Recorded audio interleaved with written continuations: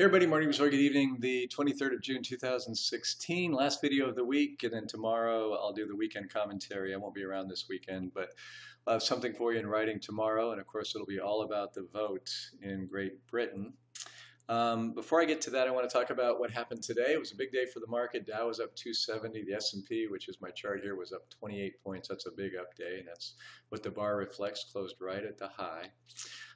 Folks, I want to take you back a little bit. Those of you who've been with me on the videos would recall that back around here, I began sounding somewhat skeptical about this rally, that it was going to continue to gain steam, and we're going to go through all-time highs, and actually it did. It just continued to go up. I got a little more optimistic, but I basically always told you that volume wasn't really supporting what we were seeing. Things like the moving average, convergence, divergence was starting to roll over here, and that's when I started doubting the longevity and the health of the rally then.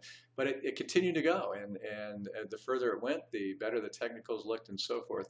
But when I was talking about rolling over, what I was doing is I was pointing pictures. I was coming down to this 38% retracement line, and 50 and 60, it was at a different place when the peak was there, and now it's if we retrace this rally, I'll explain this in more detail here in a second, but I was pointing down to lower levels. I was having the cursor and I was drawing circles down here, and I was saying that would not surprise me. In fact, at some point I said it wouldn't surprise me at all if we don't test this, even this level again, and it would be no big deal. It would be in the normal course of how markets and how the stock market tends to be over time.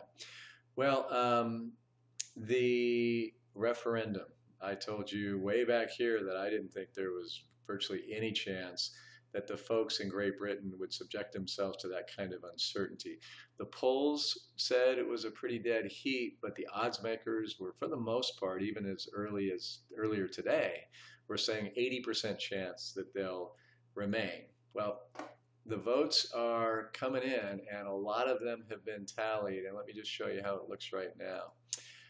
As of this moment, this many people, 28 million or so, have voted, and the Leave crowd is winning. Let's just round it to 52-48. In fact, the major media outlets in Great Britain have already called it, that they voted, and the majority want to leave the European Union. The odds makers, odds checker again, earlier today was 80% remain. It's now, let's just call it 100% exit. And as I suggested in yesterday's interview, that would be a real shock to the financial markets. So we get to look at how futures are trading. Here's S&P 500 futures as I speak, and these are the futures contract that expires in September, but it gives us a real good feel for how the market would open if it were opening right now. And don't know why. Let me see here. Let me just add another day. There we go. So, folks, S&P futures are down like 90 points right now. The Dow futures are down, let's see, 682 points. If the Dow were to open right now, that's how far it would be down. And that is, of course, it's a shocker. And you're going to hear just how incredibly shocking it is. You're going to hear people talk about a Lehman event and so on and so forth. But what's really going to happen is, at least right now, it's just bringing us down into these levels that I said it was likely we'd come down and test anyway. I wasn't referencing any potential catalysts that would bring us there. But this, quite frankly, in the real world scheme of things, just does not surprise me. Now, did I think it would all happen in one day? Of course I didn't. And I did not think that Great Britain was going to vote to leave the European Union. But this is not a Lehman event. This is not the Great Recession Part 2 or anything remotely like it. What it is a situation where Great Britain and Europe are going to have to figure out what they're going to do with their trade agreements, with their treaties.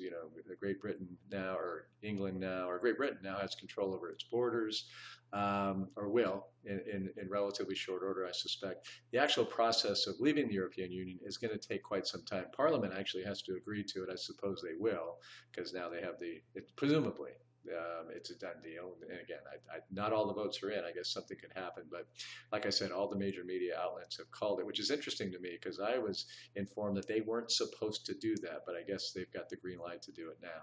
So, so folks, what I want to do is just basically prepare you for some volatility. And I mentioned right from the beginning, if it did happen, you'd really see it in the currency markets, and the pound is getting absolutely pounded as I speak. As I suggested in last weekend's commentary, though, sentiment has already been pretty bearish. Liquidity or cash on the sidelines is extremely high. Fund managers are overweight cash, underweight stocks, as are hedge funds.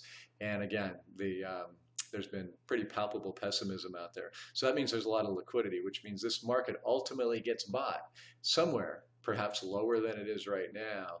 And when the dust clears and we realize that the end of the world is not upon us, that's when we see some pretty major substantial rallies. So those days are coming, and I'll tell you what I think as they approach. But for right now, I just basically want to get you ready for what is going to be very shocking in the morning when you wake up and see the news. So I hope I'm not too late and you can catch this evening just to prepare yourselves. So, so folks, I will no doubt be back again tomorrow with more, and I'll help you put more of this, or put this Great Britain decision into its proper perspective. But I assure you with a great deal of confidence that Apple and Microsoft and General Mills and General Motors and Procter & Gamble and Johnson & Johnson and Starbucks and Amazon and Facebook and Netflix and Google will all be open for business tomorrow. They'll be collecting their respective revenues. They'll be planning for the future, and nobody's stock is going to zero tomorrow. And all of you who are our clients have very diversified portfolios that are designed for times like these.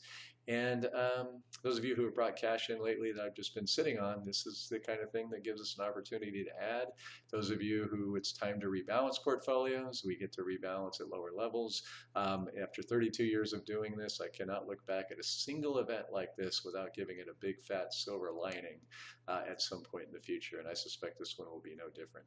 Thank you folks as always for watching and listening, and I'll be back tomorrow. Take care.